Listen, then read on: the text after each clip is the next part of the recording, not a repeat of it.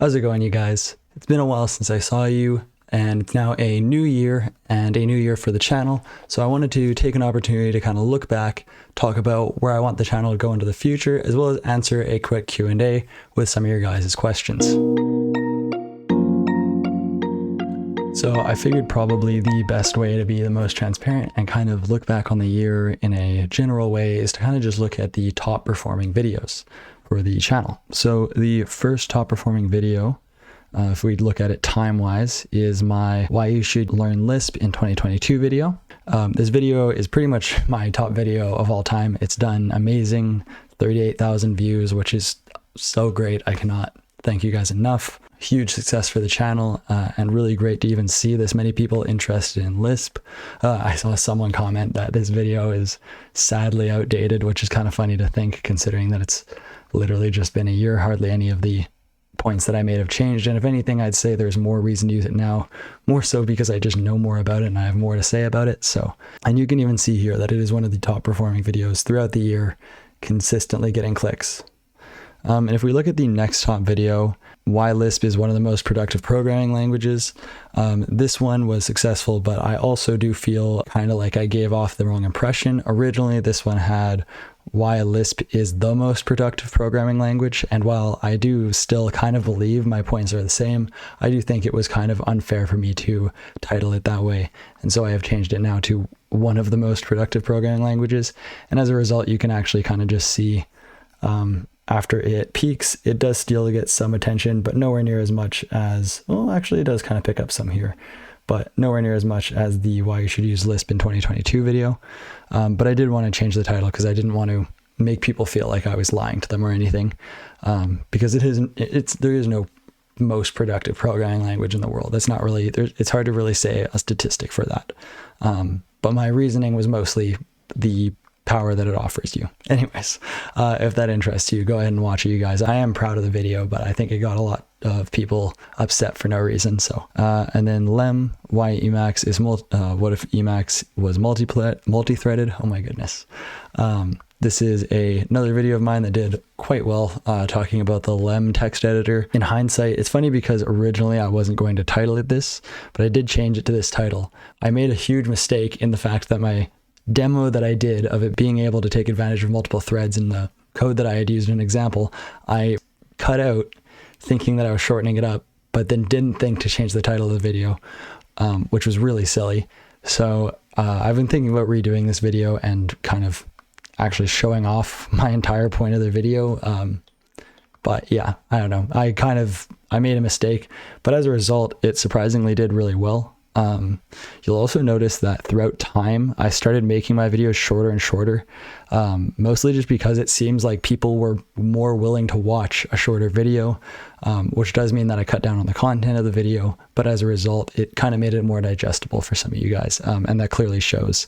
You can see that for the most part, every video that's longer has not done as well. Even this video, which did really well before, is now getting blown out of the water by comparison.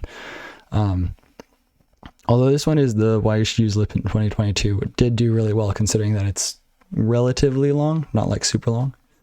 And then we'll go over these last two ones and then we'll move on past here.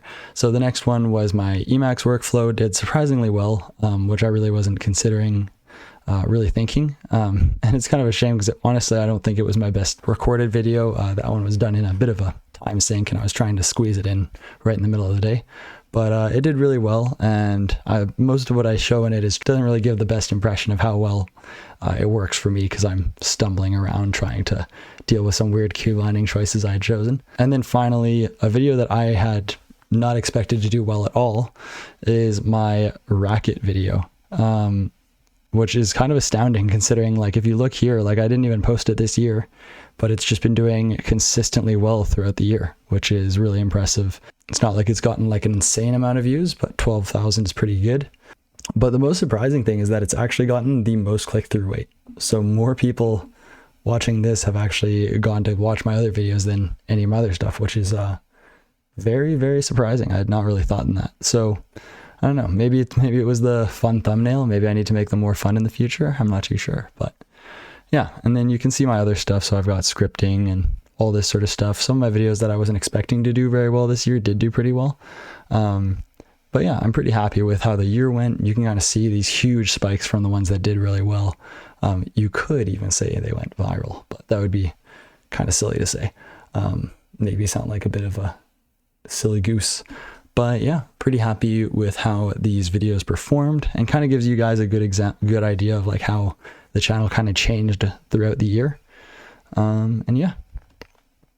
Now moving on from what happened in the past, let's talk a bit about the future and where I want the channel to go in the future. Probably the biggest thing to take off, as you can see throughout all of these top videos, is that they're all, for the most part, Lisp related. And I think that's with good reason. Lisp has kind of taken off and really become a big thing in my videos and become a big interest of mine. But I also want to kind of reach outside of that, because I don't want to kind of get too boxed in. And I feel like as a result, due to my focus on Lisp content, it's made a lot of my videos come off as almost biased. And I've been kind of promoting it more than I feel like is necessary in certain areas. So because of that, I kind of want to diversify a bit more, and I'll still be making videos on Lisp, don't get me wrong. And I'll still be trying to make content in the area. There's not really a lot of great content out there. In recent times, there are lots of great YouTubers that have made content, and seemingly more, some that have reached out over time, and I'm happy to see that. So in the future, I will definitely be making more Lisp content, but I also want to diversify and talk a bit more about other languages, other platforms, and other sort of technical things that you don't really see a lot of attention to. For me, it's always been about learning and giving information on topics that aren't really thoroughly covered.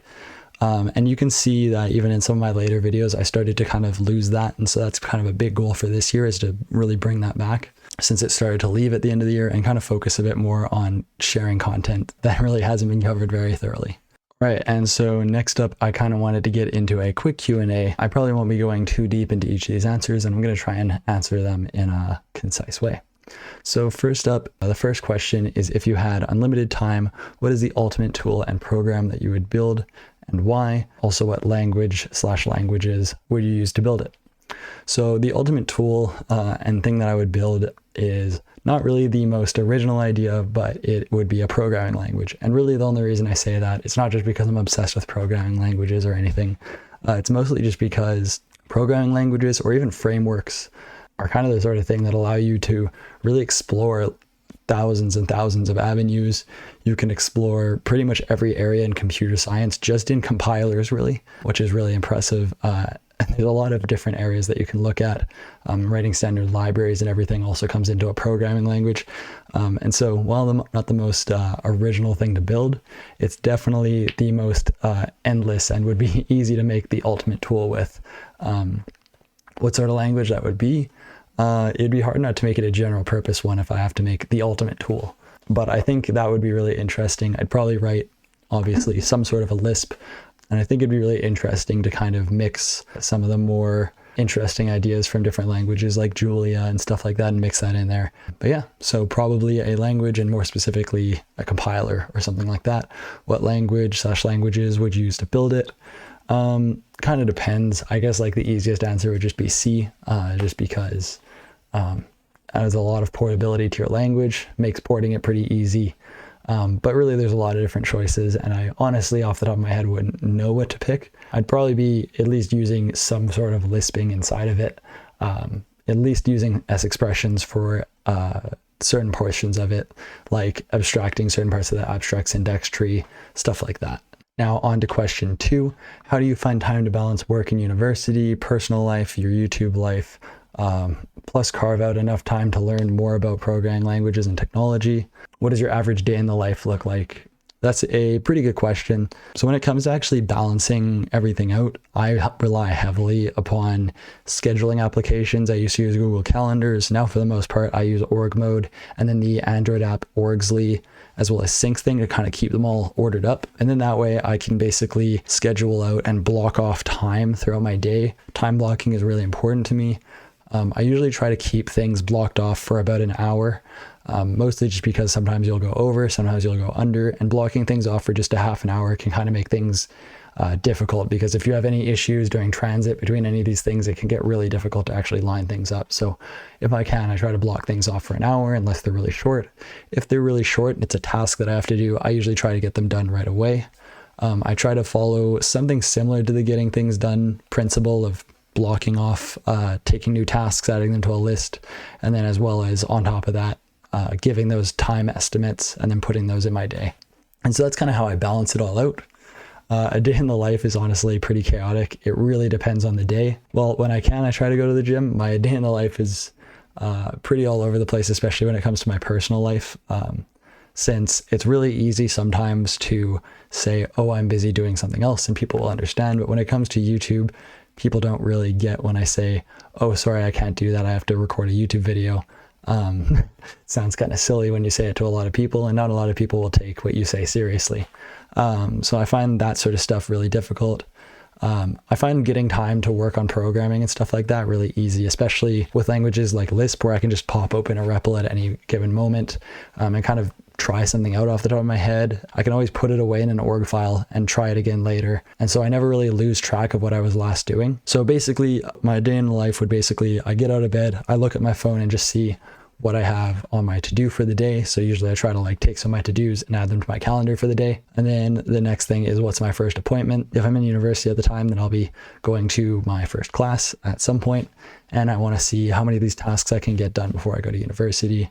And then after I get home is usually, for especially group projects, is usually when I end up getting attacked by all these messages trying to get me to work with people on group projects. And so that's kind of usually what I leave for the last half of the day. So in the mornings, I usually try to work on my individual work as much as I can, because usually, I don't know, you can't really count on everybody being up early in the morning unless it's your job.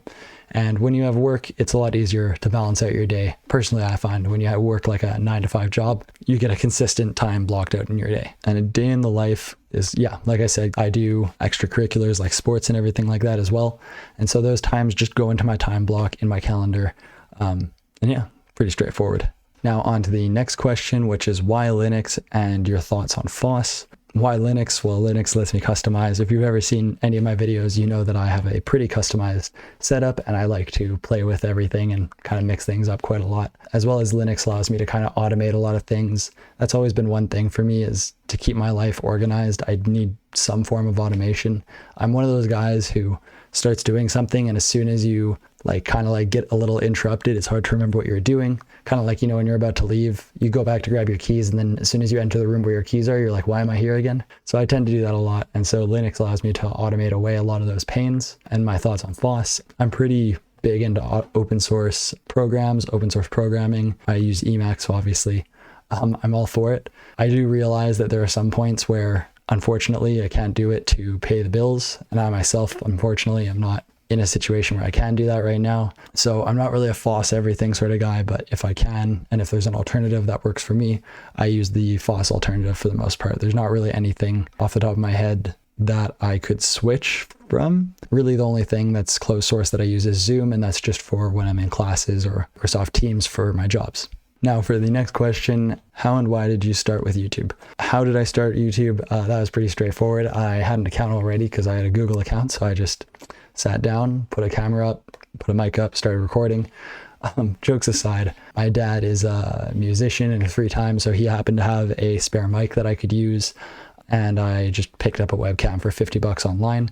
The reason why I started making videos was mostly just because I knew a lot about graph at the time, or at least what I considered to be a lot, and there was a lot of people that seemed interested in it but didn't really have anywhere to start. And so I made my original videos mostly just as a tutorial for those people, and then I decided to kind of reuse the platform to continue to talk about other things that I found interesting and areas that I didn't really see anybody covering, and the areas that I did see covering them didn't really cover everything I felt like I wanted to talk about. And so that's kind of the origin of the channel. Maybe we'll get a bit more into that in a separate video, but I think I might have mentioned this in my last Q&A, so I won't dwell on this for too long.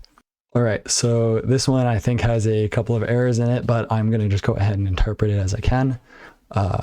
We'll just read it aloud first. What is like real world experience with Lisp? Did you do any project in Lisp for end user customer? So I'm going to go ahead and say that it says, what is your real world experience with Lisp? Did you do any projects in Lisp for end user customers? The answer is yes. When I worked my previous job with Nokia, I got to use it, but I can't really talk too much about it since I'm under an NDA. So basically the idea is that it needed to be done under a crunch time. There's basically only 2 days to do it. So all I did was basically, I took the project on and all I did was write it in Lisp in 2 days. Whereas originally we would have done it in Java, but I said there was really no way I could get this whole entire thing written in 2 days with just Java. I would need to use something at least a bit more concise. And at the time, what I thought I was the most confident with and could get this done the fastest with was Common Lisp. So that's what I ended up saying I was going to do. And I got the okay to go ahead and do it because they basically just needed somebody to do it. I already had, my tickets were full. There was really no leeway. So at this point, I was going to probably have to put in some extra time to get this done.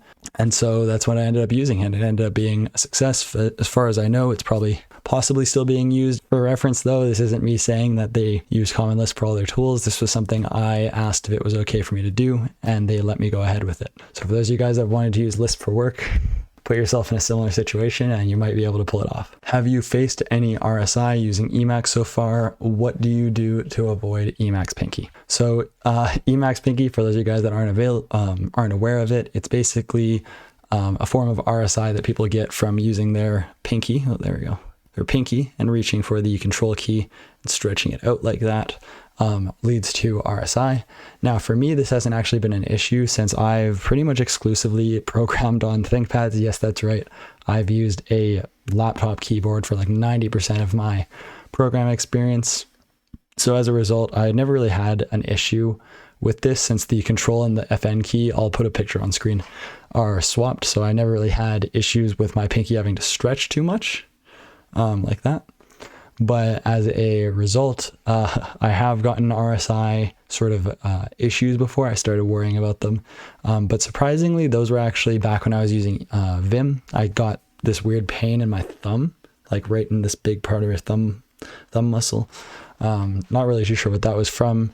But I think it was just because of a lot of stuff that I had mapped to leader. I ended up getting way too used to using. But after mapping some of them to a few different keys, kind of spreading out the work, it definitely made the, I don't know, pains go away. Whether or not that's really RSI, I'm not too sure. But also it could be completely placebo for why that happened. Now this next question is not so much of a question. Please make please make more Common Lisp content. Do not forget about Emacs and eLisp. Don't worry, I won't. Like I said before, I'll be continuing to talk about these things. And really, I just plan to branch out every few videos, just to kind of like test the waters, as well as kind of add a different perspective to things. Because if I really only talk and focus on one thing, it's really hard for me to actually have relevant perspective. If I just only write Lisp for the rest of my life, well, I wish that was possible. If I only write Lisp for the rest of my life, I'm not going to have any nuance. And really, if anything, I'm going to be doing a disservice to not be exploring other avenues and trying new things. This one, I actually pinned my answer right here. Why do your eyes look like aliens in every single video? This is because I use a ring light. Basically, it's just a light in the shape of a ring. Points right at my eyes from the camera. You probably can't see it right now, but in some of my earlier videos especially, you can really see the ring in my eye, and basically it's just the reflection of the ring in the black part of my eye, making me look like an alien. I'll try and throw a picture up on screen if I can find it. And that is it for the year. Thank you guys for keeping up with the channel, giving me the motivation to kind of keep things going. It's been really hard at some points to feel like I'm making a difference in the Lisp community, to just programming YouTube in general. And it's really meant a lot to kind of have a lot of you guys supporting me and having my back. Once again, a big shout out to my supporters on Patreon. I appreciate all of you guys. It's really been awesome having you all support me. It may not seem like you guys are doing much to you, but just knowing that people support me enough to even put money towards it. I don't expect people to put money towards it. You guys are I'm happy to have you guys. If you guys want to chat in Discord and stuff like that, I'm also happy. Just having a community around the channel has really been important to me, and it's really meant a lot to kind of keeping this channel going. So anyways, thanks you guys. We're entering a new year. I'm really excited to see that, and I hope to see more and have more coming from the channel. Yeah. Thanks you guys, and I'll catch you next time.